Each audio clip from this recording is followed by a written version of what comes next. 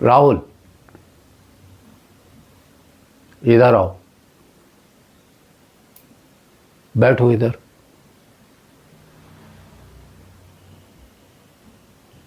ऐसे गुस्सा होने से काम नहीं चलेगा। मेरी बात को समझो, मैं क्या कहना चाहता हूं।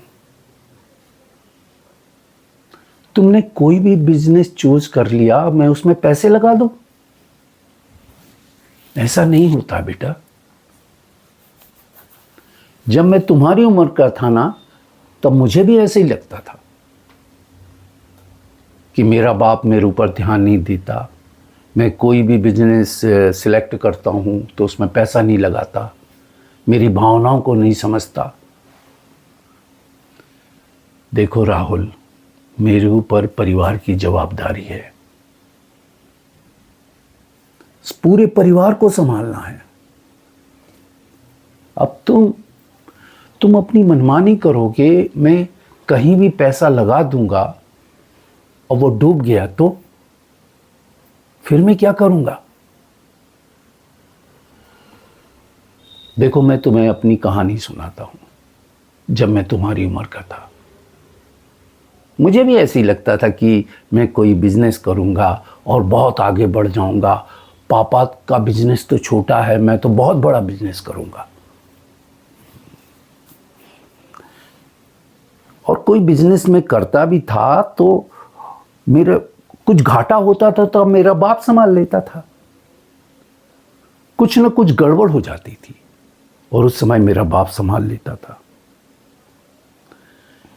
फिर उसके बाद में मेरी शादी हुई, तुम पैदा हुए, तुम स्कूल जाने लगे। उसके बाद में अचानक एक दिन मेरा बाप गुजर गया।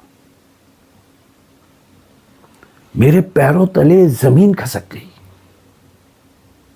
मुझे ऐसा लगा कि मैं अब क्या करूं।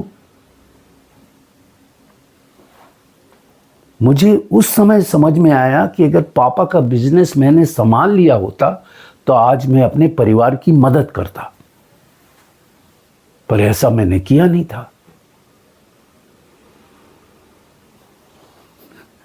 अब मेरे सामने तुम्हारी मां, तुम और मेरी मां और मेरा छोटा भाई सब मेरी तरफ देख रहे थे। मैंने अपने सपनों को कुचल दिया और पापा का बिजनेस संभाल लिया। बेटा, हर बाप ये चाहता है कि उसके जिंदा रहते हुए उसका बेटा बिजनेस संभाल ले, अपने पैरों पे खड़ा हो जाए। अगर मैं भी ऐसा चाहता हूं कि मेरा बिजनेस तुम अच्छी तरह से समझ लो, संभाल लो, तो क्या मैं गलत चाहता हूं? राहुल, जरा सोच कर देखो। समझ में आया ना? मेरा बिजनेस संभाल लो, परिवार अच्छे से चलने लगे, फिर कोई भी नया बिजनेस साइड में स्टार्ट करके देख सकते हो तुम। समझ में आया ना? चलो, आप खाना खा लो।